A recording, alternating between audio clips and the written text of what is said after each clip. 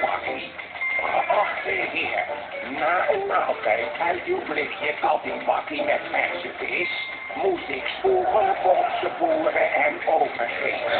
Ik heb het blik direct doorgestuurd aan de continentenkant en die heeft nu al 3 weken geen ontlasting meer. Nou, dat waren ze, de Animal Crackers. Het is lang geleden, maar ze waren toch heel erg leuk, dacht ik, die spekendieren. Vond je dat leuk?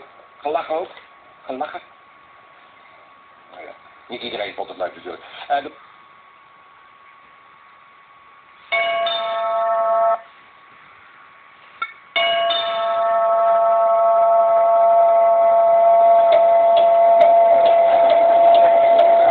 ha ha ha ha ha!